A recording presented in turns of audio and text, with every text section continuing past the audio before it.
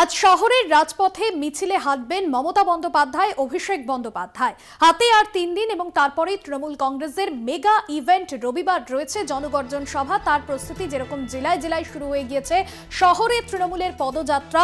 মমতা বন্দ্যোপাধ্যায়, অভিষেক বন্দ্যোপাধ্যায় একই মিছিলে হাঁটবেন। কলেজ স্কোয়ার থেকে মিছিল শুরু হবে এবং মিছিল শেষ হবে ডোরিনা ক্রসিং এ গিয়ে। মিছিল শেষ হবে, পদযাত্রায় একসঙ্গে থাকবেন মমতা বন্দ্যোপাধ্যায়, অভিষেক বন্দ্যোপাধ্যায়। বিশেষ প্রতিনিধি দেবজ্যোতি ঘোষ রয়েছেন আমাদের সঙ্গে ফোন লাইনে। দেবজ্যোতি, যেরকম জনগর্জন সভার প্রস্তুতি জেলায় জেলায় ইতিমধ্যেই শুরু হয়েছে, শহরের রাজপথে তার আগে মিছিল মমতা বন্দ্যোপাধ্যায়, অভিষেক বন্দ্যোপাধ্যায় একই মিছিলে। কতটা অর্থবহ এই মিছিল আজকে? দেখো, নারী দিবসকে সামনে রেখে তৃণমূল কংগ্রেসের এই পদযাত্রা।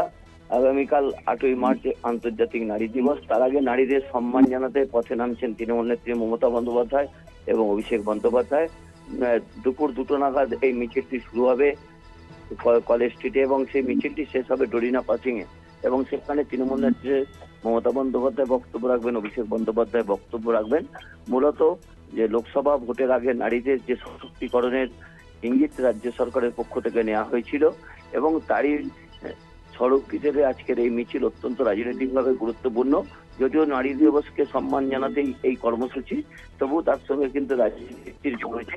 কারণ যে জায়গা দিয়ে মিছিলটি আসবে সেটি অত্যন্ত উত্তর কলকাতার বেশ কিছুটা অংশ এবং সেই জায়গায় যে গুরুত্বপূর্ণ নেতা তাপস রায় ইতিমধ্যেই তৃণমূল কংগ্রেস ছেড়ে বিজেপিতে যোগ দিয়েছেন। একেবারে তার বাড়ির সামনে দিয়ে সেই মিছিলটি তৃণমূল কংগ্রেসের পক্ষ থেকে হবে, যা অত্যন্ত রাজনৈতিকভাবে তাৎপর্যপূর্ণ। ভাস্বতী, ধন্যবাদ দেবজ্যোতি।